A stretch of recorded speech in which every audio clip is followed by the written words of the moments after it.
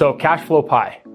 So here in Canada, whether you're making, $50,000 a year or $250,000 a year, a person's cash flow pie is going to break down very similar, which is going to be the first thing before we even get our paycheck that comes off of it is going to be taxes, right? I've been doing this a very long time, and most people feel they pay too much in tax, okay? If they could keep more in their pocket, they would love to learn some strategies with that.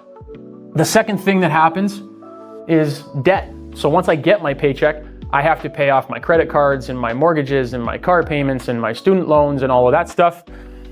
And then the rest of it is going to be considered living expenses. This is two things. It's the needs and the wants. So it's my vacation and it's my going out with my friends, my family. It's also my food and my gas and my clothing and my shelter. And if a family's really lucky, they have a really small sliver of savings over here.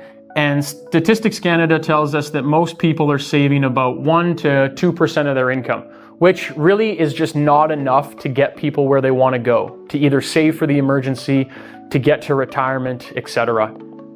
Okay, when this person's looking for help, there's two places they typically will go. They'll try to get some help from an institution, and that institution is going to tell them that, they just don't have a big enough net worth.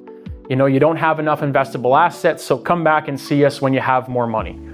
The other place they're going to go to is going to be a bank, right? And banks, unfortunately, I always ask people two questions.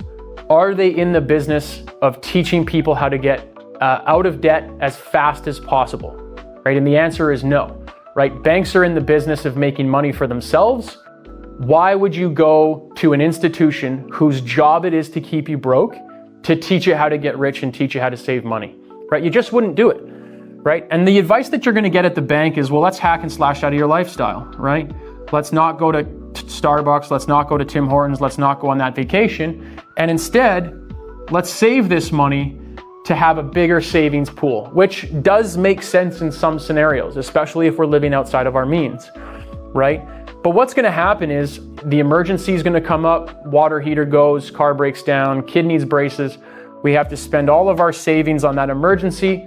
I didn't live my life, I didn't have fun, and I have no money. So people throw their hands in the air all the time and they say, okay, it's just not for me. I'm just going to continue to struggle, right? But rather than cut out of their lifestyle, the living expenses side of the pie and the tax and the debt side of the pie are the exact same size. So rather than cut out of here, why don't we just teach people how to create more tax breaks, more tax deductions, keep more money in our pocket and do things more efficiently instead of giving it all to the government. And on the debt side, why don't we do the exact same thing? Why don't we pay our debt off in a more efficient, effective manner that's better for us than the bank?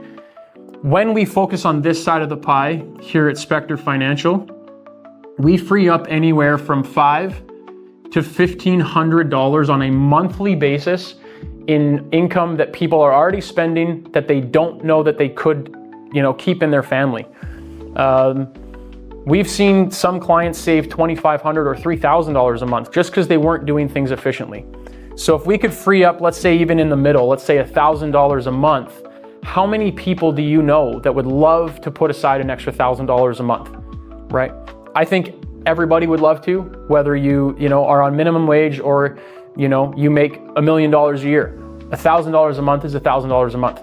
So if you have questions on how this works, please reach out to us.